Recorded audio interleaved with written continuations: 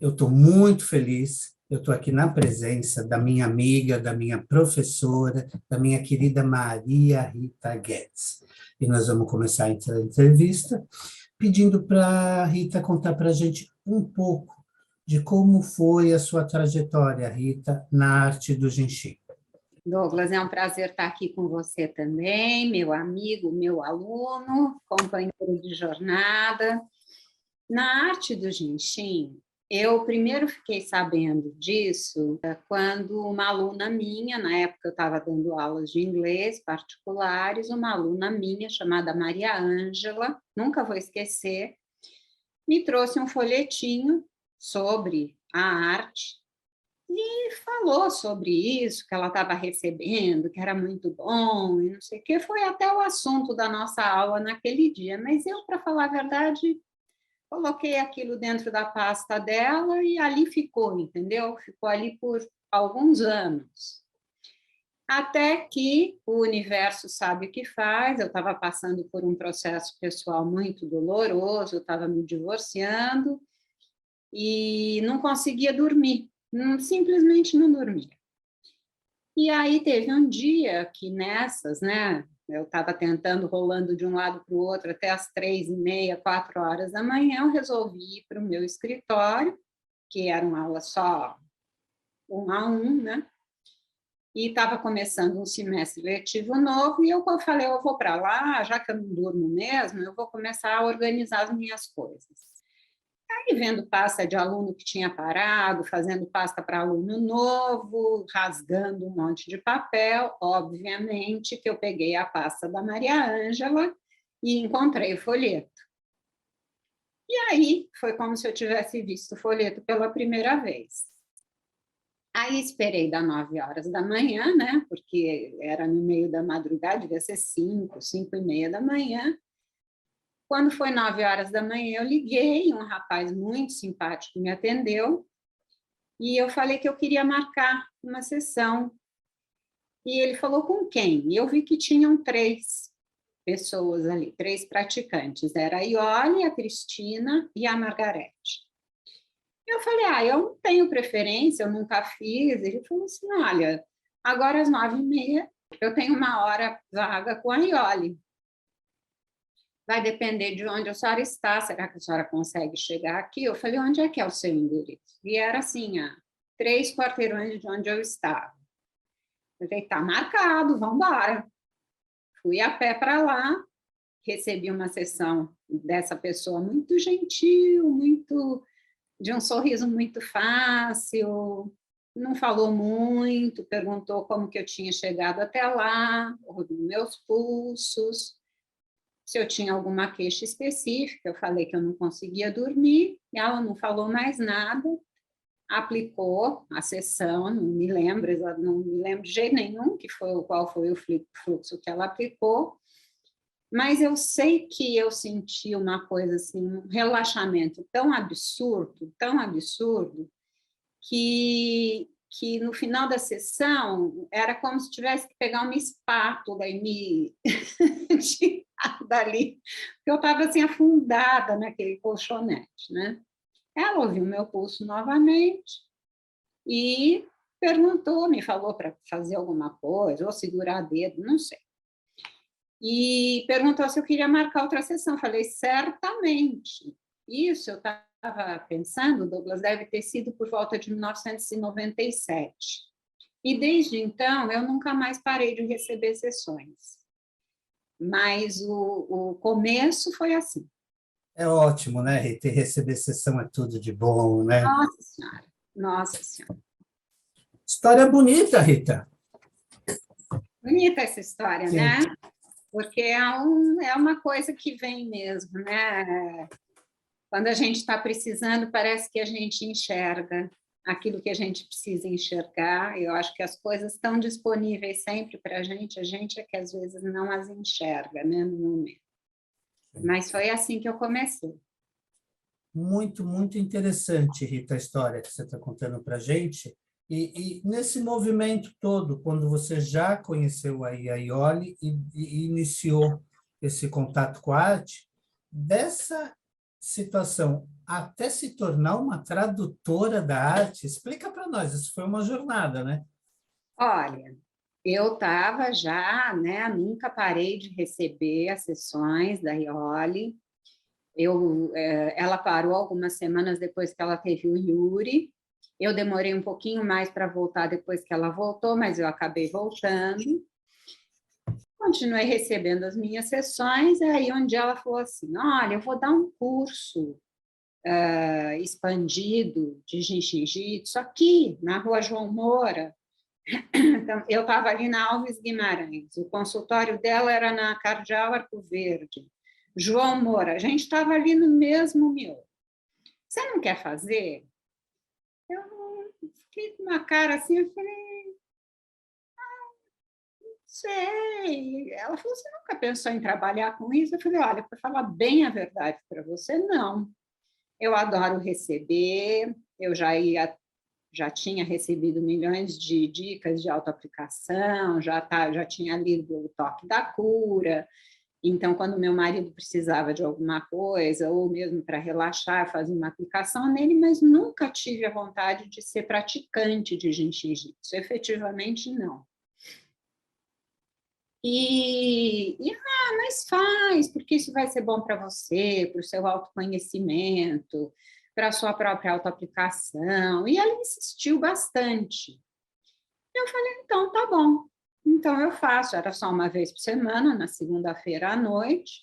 Eu encavalava ali as aulas que eu tinha que dar naquele dia, para terminar num horário que fosse possível para eu chegar nesse curso.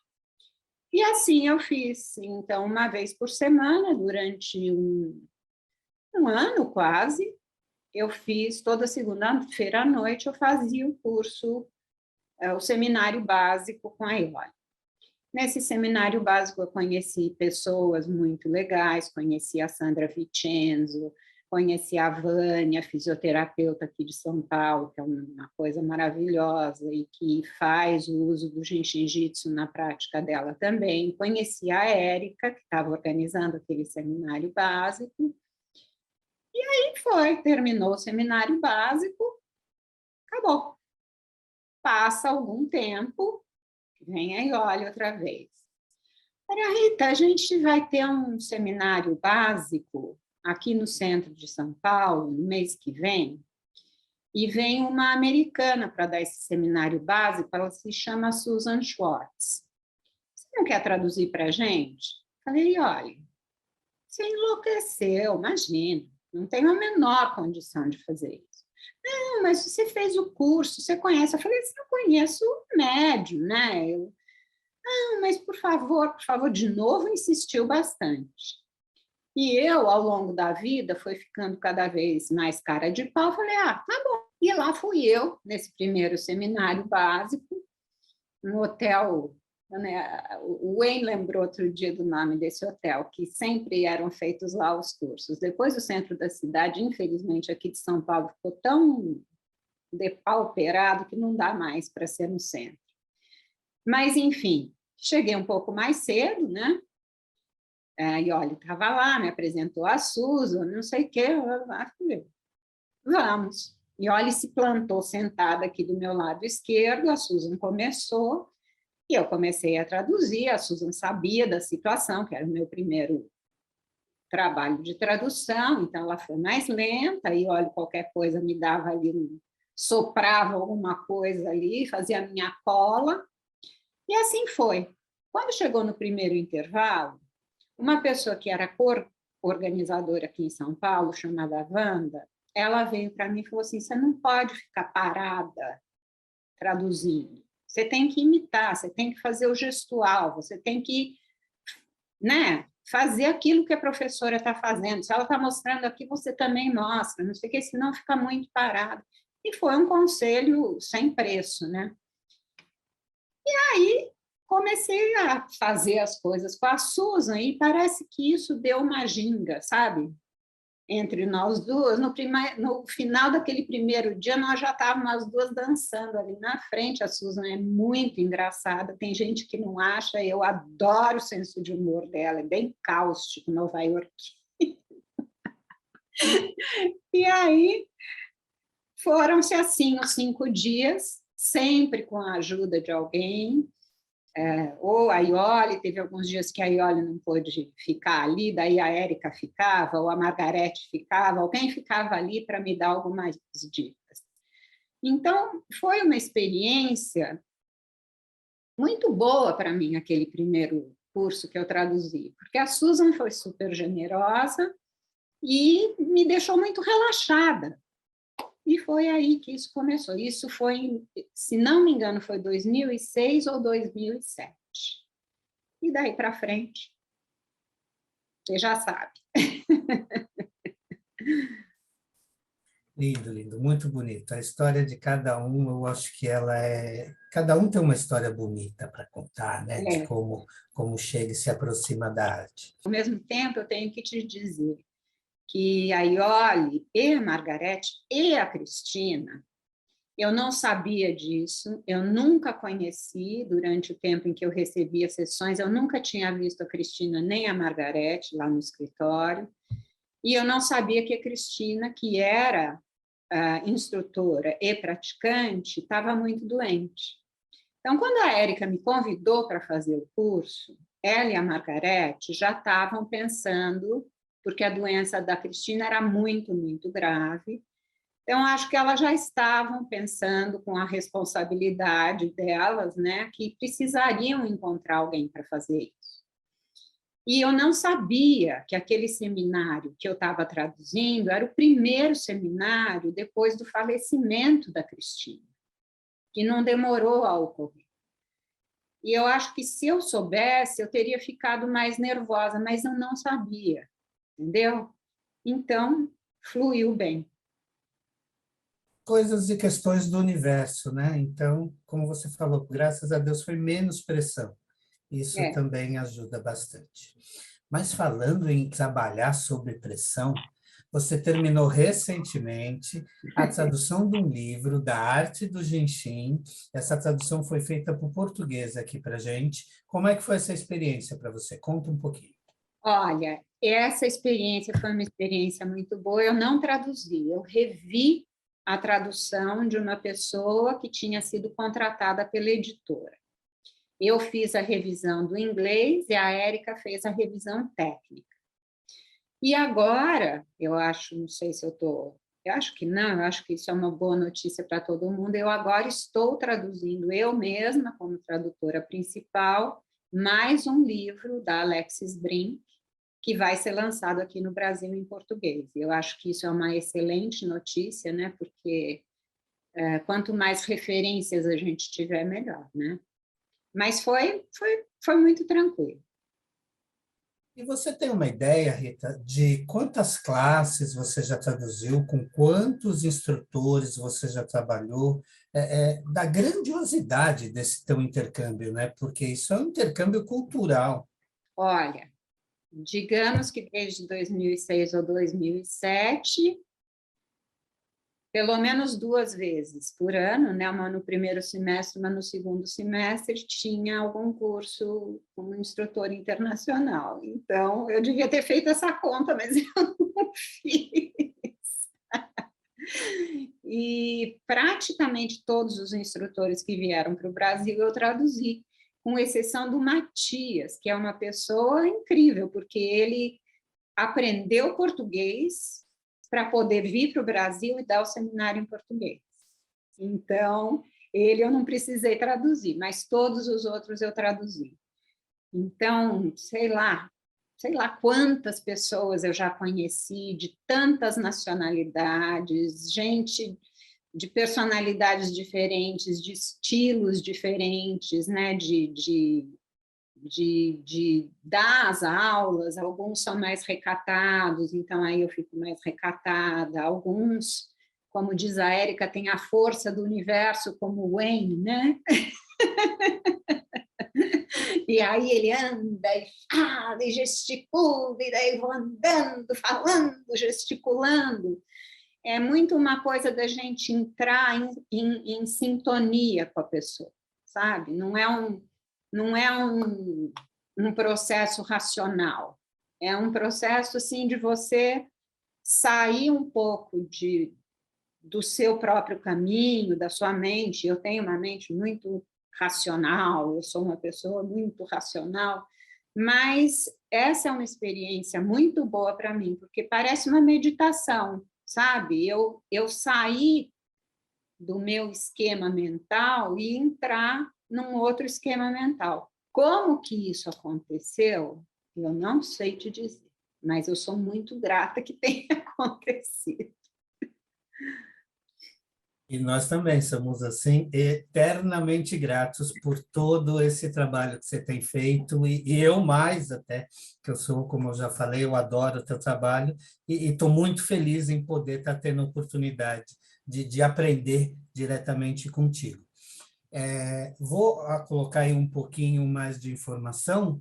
A gente ouve dos nossos instrutores aqui, mas o Matias, se eu não me engano, ele é um alemão que gosta muito de ensinar a arte. Ele foi instrutor, eu acho que hoje ele está numa condição independente, e ele trabalha muito com música também, né? Então, mas conta um pouquinho, ele realmente fala português? Porque todos os instrutores, você falou o próprio Wayne, eles gostam de interagir em português, né? Exatamente, mas Matias falando em português, como é que foi? Dá um spoilerzinho do que foi. Eu não sei, eu não participei, eu não fui nesse seminário, Douglas, mas eu tive a oportunidade de fazer uma entrevista com o Matias numa live durante a pandemia que a Érica fez. Ela fazia, uma vez por mês, ela fazia entrevistas com instrutores estrangeiros e eu traduzia. E uma das nossas queridas, a Manuela, lá da Bahia, organizadora da Bahia, mandou uma pergunta que era assim: qual é o fluxo para a gente aprender diversos idiomas? Porque é incrível, ele não sei quantos idiomas ele fala fluentemente. E ele falou para ela assim: olha, eu acho melhor você perguntar para alguém que tenha dificuldade de aprender um idioma, porque eu não tenho, não é vantagem nenhuma minha, eu não tenho essa dificuldade, né? E é isso, ele absorve línguas estrangeiras, assim, aparentemente ele saiu super bem em português. E aproveitar agora, nós vamos ter o nosso primeiro intervalo, então eu quero aproveitar para lembrar todo mundo que a gente pode compartilhar essas informações, a gente pode mandar pergunta para os nossos entrevistados e explicar que o nosso projeto da Arte Genshin, ele tem todo um contexto didático, mas que essas entrevistas que a gente está tendo aqui com a Rita são direcionadas aos nossos artistas. Então, essas entrevistas são as que vão estar construindo o Seja o Artista. E a gente está aqui hoje com Maria Rita Guedes, a artista dessa entrevista.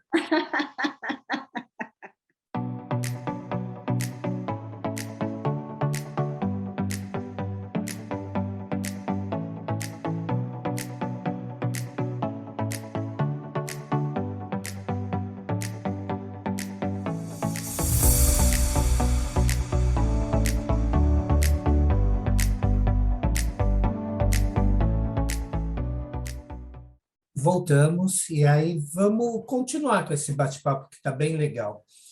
Rita, você já falou um pouco, mas conta para a gente mais alguma coisa. Como é essa história, então? Você interage, não é só uma tradução. Você interage, você co-apresenta a classe junto com os instrutores. Eu acho que no fim acabou sendo isso mesmo, né?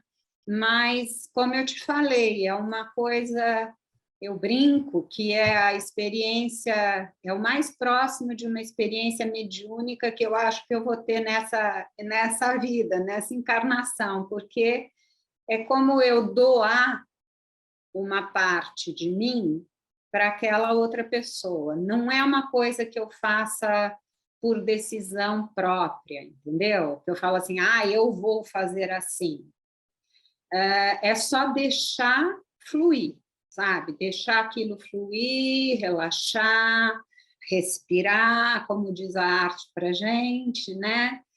Deixar ir embora, se eu começo, é uma coisa impressionante, se eu começo a ficar muito, ai, o que é isso? Por exemplo, quando o Carlos e o Wayne deram aquele curso de Genshin e a sua identidade astrológica, eu conheço muito pouco de astrologia, né? E aí são coisas muito específicas, porque daí eles falam, porque o planeta tal, que é o regente de tal, mas também é no Genshin Jitsu, aquele que rege a tal profundidade, aqui não sei o que, entendeu? Como eu não sei isso, eu tive até que fazer uns estudos, colocar tudo em umas tabelas, mas no primeiro dia eu me senti péssima, porque eu estava pensando, e fiquei no medo, né? Tanto que daí eu mandei uma mensagem para o Carlos, falei, Carlos, eu estou me sentindo desfocada, porque eu começar a pensar e aquilo tudo cai que nem um castelo de cartas, sabe? Se eu começar a pensar, não rola mais. Então, é uma experiência muito interessante no nível pessoal também, que é possível fazer isso, é possível a gente doar esse espaço interno. Por isso que eu te falei que para mim parece uma meditação, porque para você poder meditar, você tem que fazer isso, né? Você tem que sair dessa cabeça pensante e doar a sua mente, o seu ego, porque todo mundo odeia o ego, mas o ego é muito importante também, mas você tem que doar isso para algum espaço, né? Então, não é assim uma coisa de caso pensado que acontece. Desde que a Wanda me deu a dica de realmente imitar e fazer o gestual, que foi muito importante, o resto é entrar nessa sintonia e não deixar minha cabeça me atrapalhar. Se a minha cabeça entra no assunto, é um horror. E aí é muito do sentir também, né? Para você estar ali, é sentir e fazer parte do que está acontecendo. Exatamente. Aí vai mais automaticamente e fica melhor. É. Não é possível, a gente não tem essa condição, apesar da gente ter falado da mediunidade, eu gosto muito desse assunto também, mas a gente não tem essa condição hoje. Mas se a gente pudesse, hoje, contar alguma coisa para Mary Burmeister, ou fazer uma pergunta para Jiro Murai, qual seria o assunto dessa conversa que você teria com algum deles?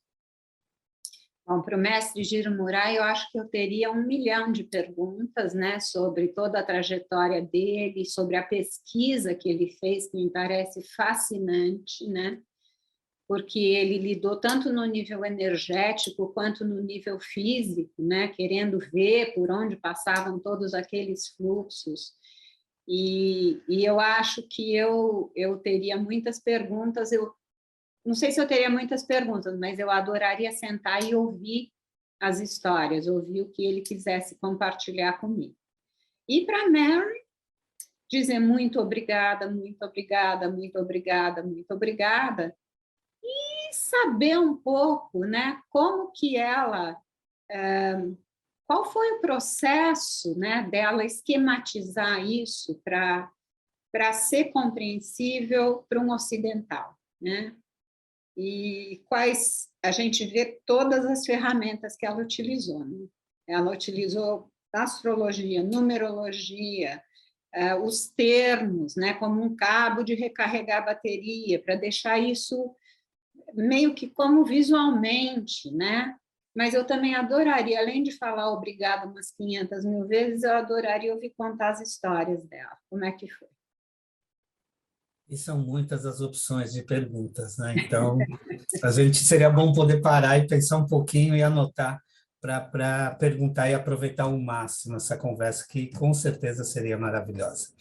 Mas falando de coisas maravilhosas, conta para a gente nessas tuas experiências, na vivência que você teve até hoje com a arte, mas um caso que tenha acontecido com você, ou uma prática que você tenha, ou que você ouviu falar, que a gente gosta de dizer que são aquelas situações mágicas.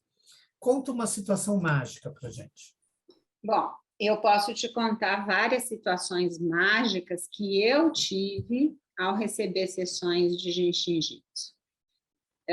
Eu tenho a boa fortuna de ter nascido com uma saúde boa, então, assim, as minhas questões de saúde são poucas, foram poucas ao longo da minha vida, e alguma cirurgia, alguma coisa aí, mas sempre, inclusive, com suporte do Jinshin Jitsu, mas eu acho que, para mim, o mais, assim, impactante foram os insights, né?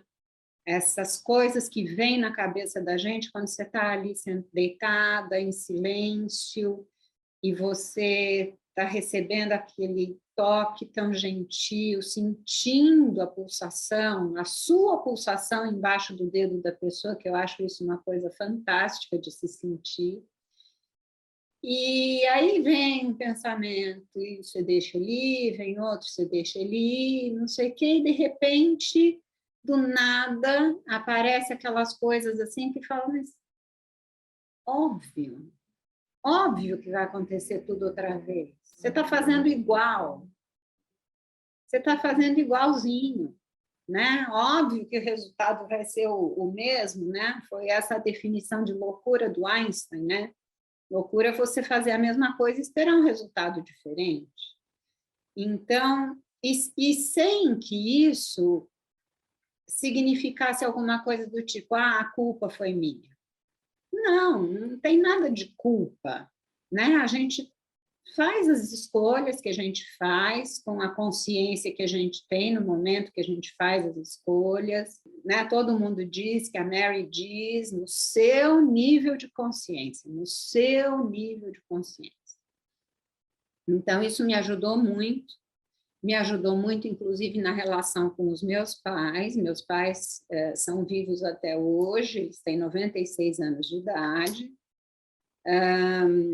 Não foi um envelhecimento fácil, mas, assim, aos poucos, quando eu fui ficando muito brava com a minha mãe, porque ela não fazia as coisas que eu achava que ela tinha que fazer. Aliás, a minha mãe nunca deixou que eu aplicasse jiu-jitsu, né? Até hoje. E a gente tem que respeitar. E eu me lembro desse grande insight, assim, de falar, é uma pessoa, não é minha mãe só, é uma pessoa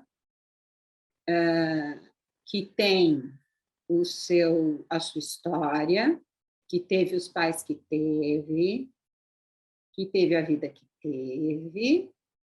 que tem a personalidade que tem a consciência que tem, e a partir dali, aos poucos, e não foi um processo rápido, não, porque quando lida com mãe, principalmente, com pai e mãe, mas principalmente com mãe, mexe num monte de coisa, né, que estava ali, às vezes, meio adormecida. Mas, num processo bastante lento, eu comecei a não querer mais me impor, entendeu? E fazer as minhas escolhas, porque ela estava fazendo as dela. E a gente pensa, não, ela não está em condições de fazer escolhas. Todo mundo está sempre em condição de fazer escolhas, o tempo inteiro. E, não, mas a escolha é a pior possível. É a escolha dela. Eu posso escolher entrar nesse labirinto junto ou ficar de lado falando, olha, a hora que precisar da minha mão está aqui, né? Isso não é fácil de jeito nenhum. Mas, para mim, o Jinshin Jitsu, eu acho que ajudou muito a moldar a minha personalidade, não sei se chama personalidade isso, mas a minha percepção mesmo, minha consciência, sabe, de enxergar as pessoas como pessoas, não como meu pai, minha mãe, minha filha, meu marido, meu ex-marido, entendeu? Pessoas que, como eu, têm as limitações que têm a história, tiveram a história que tiveram os pais que tiveram, tiveram as oportunidades que tiveram e fizeram as escolhas que fizeram. Isso é uma coisa importantíssima. A pessoa está fazendo uma escolha. E aí a gente tem que falar, bom, nesse caminho eu não vou. Se a senhora quiser um outro caminho, eu posso ajudar. Eu gosto muito desse ditado da Mary, e ele é até, como eu posso dizer, um ditado que a gente usa e vai usar muito aqui no canal, em redes sociais, em tudo que a gente falar. Porque, para mim, esse projeto novo, que a gente está começando totalmente do zero, ele é de acordo com o meu nível de entendimento. Eu acho que a arte traz esse entendimento para cada um de nós, de como nós somos realmente e como as pessoas são realmente. E a gente tem que entender que cada pessoa é um ser único, individual nesse mundo, que é o que eu falo e é o que eu vou estar falando com os colegas de agora em diante. Então, em My Level of Wellness, esse movimento de entender o entendimento, de colocá-lo na nossa vida e de colocá-lo em prática. Porque é por daí que a gente chama a prática da arte do Genshin. E eu acho que é isso, né? Às vezes é muito mais fácil a gente sentir compaixão por um estranho ou por uma pessoa que não é muito próxima, mas a compaixão mesmo, foi um dos nomes, né, que o mestre Jiro Murai deu a essa arte, a arte da compaixão. Genshin significa isso, né? A arte do homem compassivo. O que é essa compaixão, né? Compaixão, quando não custa muita coisa, não sei. O objetivo, eu acho, é a gente conseguir desenvolver compaixão quando a situação é difícil, né? E eu não sou uma pessoa assim, eu sou uma pessoa com muita religiosidade, mas eu não sigo nenhuma religião, mas eu tenho muita admiração pelos ensinamentos de Jesus Cristo, e tem, né, aquela passagem no sermão ali que ele dá, no Sermão da Montanha, e que fala, quando ele fala, amai o teu inimigo, porque amar o teu amigo é fácil, isso não tem vantagem nenhuma.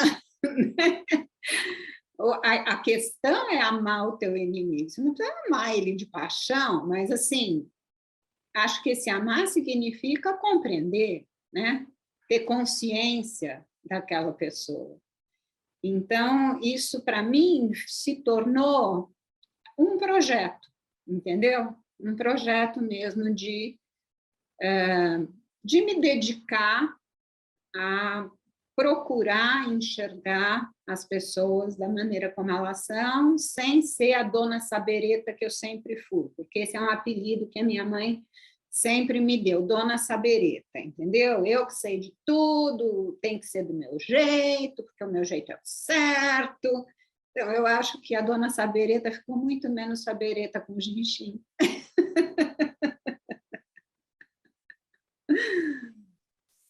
Então, nesse contexto de entendimento, o que seria para Maria Rita a arte Genshin? E não só a arte Genshin, mas o que seria ser o artista do Genshin para você? Se você pudesse definir, como que você definiria isso? Eu acho que essa é uma definição muito individual e é uma definição muito pela percepção que você vai adquirir. E aí ela vai se tornando outras coisas que você não tinha pensado antes. Então, no caminho, na minha trajetória, como eu falei, né? A arte do Genshin, para mim, começou sendo uma coisa que me ajudava a relaxar, uma coisa que me ajudava a dormir melhor de noite. Depois, ainda nessas dificuldades pessoais, eu tinha bastante dor de cabeça, então era uma coisa que me ajudava a lidar com a minha dor de cabeça. E, ao longo do tempo, isso foi mudando de significado, foi mudando a minha visão sobre a arte conforme eu fui obtendo mais vivência, né, com a arte. Eu acho que essa é uma definição que é individual e ela é uma definição que ela é evolutiva. Ela não é uma definição estanque, porque, se Deus quiser, né? Porque a gente, né? Se for possível, vamos todos mudando, né? As nossas perspectivas sobre as coisas. Então, eu acho que hoje em dia, para Maria Rita, hoje em dia, essa é uma arte de percepção, é uma arte de consciência. Basicamente é isso. Nesse momento, vamos ver o que vai ser daqui para frente. Com certeza. Eu trabalho com muitas tradutoras, eu tive esse privilégio e ainda tenho, no mundo todo. Mas eu sou teu fã número 1. Já falei isso, esse é um fato. E não só eu, como uma grande comunidade te adora demais e adora o seu jeito de se expressar, de trabalhar, de se comunicar. Como você é essa comunicadora tão querida, como é esse relacionamento no mundo inteiro, o povo ficar querendo a Maria Rita do jeito que todo mundo gosta de você? Como é que você lida com isso? Eu acho uma delícia, eu acho maravilhoso, né? Eu acho muito bom. A dona Sabereta está aqui também um pouco, né? Eu gosto de ter contato com pessoas, eu gosto de me relacionar com pessoas, eu gosto de conhecer, sempre gostei. Sempre gostei de viajar, sempre gostei de outras culturas, sempre gostei de outros idiomas. Eu falo outros idiomas além do português e do inglês. Hoje em dia, bem enferrujada, mas eu sempre tive essa coisa, assim, a minha casa 9 astrológica é super essa coisa do estudo, do conhecimento, das viagens ao exterior. Eu acho isso muito legal. E realmente, porque eu não tenho, talvez eu não tenha, eu efetivamente não tenho, eu não tenho nenhum problema de ser corrigida hoje em dia, de errar e me corrigir, de dar risada dos meus erros.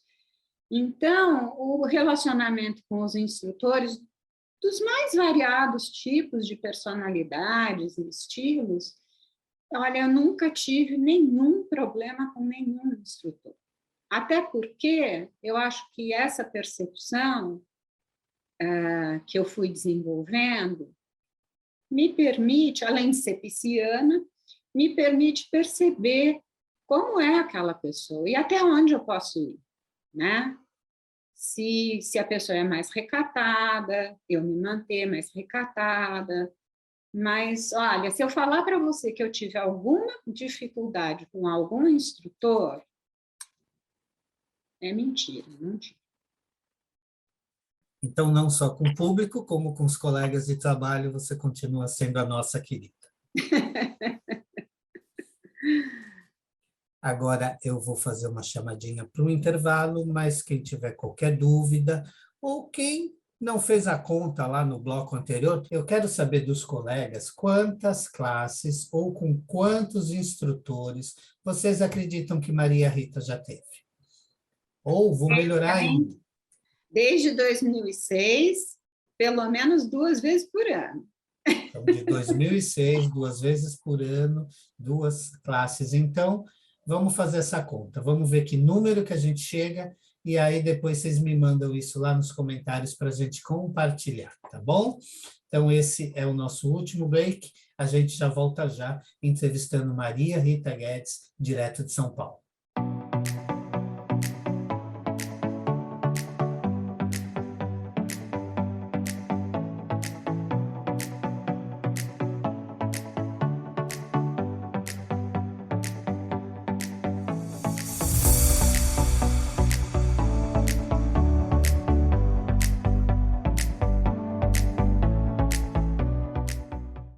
ficar horas traduzindo, ou como você falou, tem uma dedicação, uma atenção, uma concentração, né? Para ficar ali, às vezes, vários dias, né? A gente chegou a ter classe aí de 5 dias ou mais. Tem algum preparo para suportar, para se manter ali equilibrado e harmonizado num tipo de situação como essa? Conta para a gente como é que você se prepara para encarar isso tudo. Bom, com muito jiu-jitsu, com a generosidade das pessoas, dos alunos, dos próprios instrutores que fazem aplicação em mim no final de cada dia. E eu fico assim, às vezes as pessoas falam, pô, mas você não vai sair com a gente? Não, no final do dia, eu gosto de ir para o meu quarto de hotel, eu não gosto de dividir quarto de hotel com ninguém, eu preciso, no final de um dia de trabalho, eu preciso da minha solitude, da minha solidão, eu preciso ficar quieta, preciso ler um livro, dormir cedo, comer alguma coisa leve e ficar quieta. Porque daí as pessoas, puxa, mas a gente vai jantar naquele lugar, é tão legal, eu até tenho vontade de ir, mas eu sei que isso vai ter um custo no dia seguinte, entendeu? Então, na verdade, em termos de preparação e de cuidado durante o curso, esse é o único. Me alimentar bem na hora do almoço, comer alguma coisa leve depois do curso, e como todo mundo muito generosamente faz, é me aplicar uma belíssima sessão no final do dia. Nada como uma boa sessão, né? Isso aí. É ótimo demais. Nessa trajetória toda, em classe ou relacionado à arte, teve alguma situação engraçada que você teve, presenciou, participou? Alguma coisa que para você foi além, fora da casinha um pouco, que você achou que aquilo valeria a pena comentar? Olha, sempre tem, mas eu não estou conseguindo me lembrar de uma especificamente. Tem muita presepada que acontece, né, comigo durante uma tradução. Por exemplo, um clássico é alguém do grupo fazer uma pergunta para mim em português, para eu traduzir para o Wayne, para a Susan, para a Sarah, traduzir para o inglês, e aí a pessoa fala comigo em português, eu viro e continuo, e faço a mesma pergunta em português. E aí todo mundo dá risada, e isso às vezes acontece mesmo, né, de dar um cruza ali as linhas, né, das duas línguas. Mas sim, sempre tem alguma coisa. E os instrutores são muito divertidos, né? Como eu te disse, eu não conheci nenhum até hoje que fosse muito divertido. Mesmo o Wayne, né? O Wayne é um perigo para mim hoje em dia, porque o Wayne entende tudo que eu falo, né? Então eu posso falar nada, e ele, pum, corrige em cima. Eu acho ótimo.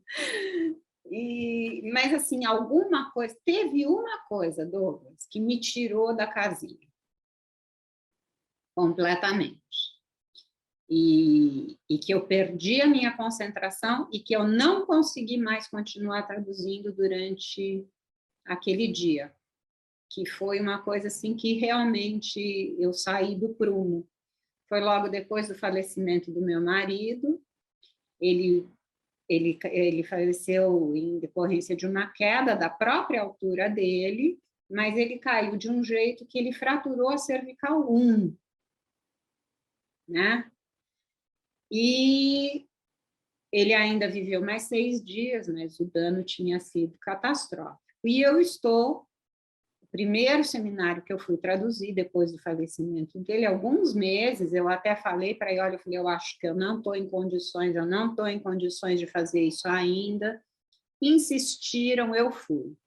Era um curso da Petra, em Porto Alegre, e aí, durante a leitura corporal, deita-se um rapaz, eu nunca vou me esquecer do nome dele, Mauro, deita-se um rapaz que tinha diversas questões, assim, falava, mas falava com alguma, sabe, algum trejeito de boca, tinha algumas questões assim de conformação de braço, de perna. E aí a Petra estava ali fazendo a leitura corporal e mostrando, olha, a gente tem isso, não sei o que. Ele falou assim, não, isso é porque eu tive um acidente de moto faz 2 anos e eu quebrei a cervical 1. E eu fiquei com essa cara que eu estou agora para você, assim. E ele falou, mas eu consegui, eu fiquei inconsciente, mas eu consegui voltar. E ele falando e a Petra olhando para mim, esperando que eu traduzisse, e eu fiquei assim, entendeu? Pensando, né? Eu realmente, foi a única vez. A Cissa, que é hoje em dia coordenadora de São Paulo, estava presente nesse curso em Porto Alegre, ela assumiu e eu tive que sair. Eu não consegui fazer, entendeu? Então, eu queria ter uma história muito engraçada para contar. Eu sei que essa não é engraçada, mas foi uma muito impactante para mim, porque de repente eu me vi ali com uma situação que eu não sabia se eu ria, se eu chorava, que eu falava, nossa, se ele se recuperou, por que o Leonardo não se recuperou, entendeu? Foi uma coisa bem inusitada ali. Depois de tarde eu consegui retomar, e aí o resto do curso foi tranquilo. Todos nós somos seres individuais espiritualizados, vivendo uma experiência num corpo físico e todas as sensações e emoções causadas por essa vida no corpo físico. Então, não tem acontece como com escapar. todos, com todo mundo. E se não aconteceu ainda, vai acontecer, porque são experiências da vida. Falando em experiências de vida, nós estamos entrando numa nova era, essa história da era de Aquários. Então, começa uma nova era. O que você entende? Qual o futuro que a gente vai ter nessa nova era? Qual é a sua visão? Por exemplo, a arte Jinshin hoje ela é globalizada. Então, como é que a gente vai poder lidar com isso? Ou a própria Maria Rita, né? Como é que você entende que vai ser o nosso futuro? Bom, a Maria Rita está aberta para o que vier, né? Esse começo dessa dessa era de Aquário foi um pouco animado, né? E eu vejo, eu fico olhando, né? Principalmente agora por causa do meu neto, eu fico vendo crianças como ele que já vêm com muita sabedoria. Ao mesmo tempo, às vezes a gente frequenta alguns ambientes que tem crianças que são tão sem noção, sem limites, né? Que os pais não estão nem aí, mas eu acho que vai prevalecer essa onda de seres que estão chegando aqui nesse planeta e que vem com muita luz. Eu acho que a luz sempre vai prevalecer sobre a escuridão. Claro que nós sempre vamos ter pessoas diferentes, nós sempre vamos ter pessoas mais sábias e pessoas muito sem noção no mundo. Eu acho que isso faz parte da condição humana, mas eu acho que usando a arte para nos equilibrar e estando aberto para o que vier, vamos lidar com as coisas conforme elas vêm, né? Sem fazer muito drama antes, sem fazer muito drama durante. E se estiver fazendo muito drama durante, faz um bom drama, chora, chilica, faz uma autoaplicação e vamos em frente. Então, conta para a gente, dá uma dica. O que tirar dos ombros, o que deixar para trás no passado e o que abraçar para o futuro que está aí na nossa frente? Bom, deixar passar, tirar do ombro o máximo que conseguir. Isso não significa que a gente consegue tirar completamente. Às vezes você acha que você tirou uma coisa do seu ombro, que você eliminou uma coisa do seu sistema, de repente acontece alguma coisa, você fala, puxa, mas você ainda está aí? O que você está fazendo aí? Achei que eu tinha lidado com você. E tem coisas que vão voltar mesmo, vão vir em ondas. Reconhecer, aceitar, não ficar se chicoteando, né? Ai, você ainda tem isso. Não, aceitar e ir livrando, né? E liberando, e deixando embora o máximo que a gente conseguir deixar embora. Com a consciência plena de que isso não é fácil. Assim como não é fácil para mim expirar. Esse é um projeto que eu tenho, de fazer as respirações conscientes e prestando muita atenção na expiração, né? Que é o ato da gente deixar ir embora. Então, acho que uma coisa fica muito ligada com a outra. E ter compaixão com a gente também, ter paciência com a gente, né? Quando a gente estiver tendo um momento difícil, se dá um calinho, né? Não fica se criticando. Fala, ai, tudo bem, vai, depois passa. Então, agora, nosso tempo está se encerrando, mas eu vou pegar uma última pergunta para ti. Do presencial para o online, isso que mudou no nosso mundo, né? Um mundo presencial e agora um mundo virtual. Como você sentiu essa mudança? Bom, no primeiro seminário, quando eu soube que ia ser online e não presencial, eu achei que não seria possível de acontecer. Mas a primeira experiência, que foi aquele seminário de autoaplicação de 5 dias do Carlos e do Wayne, a experiência foi tão boa, foi tão rica, e a gente conseguia sentir a energia das pessoas, e mostrando mesmo que a separação é uma ilusão, né?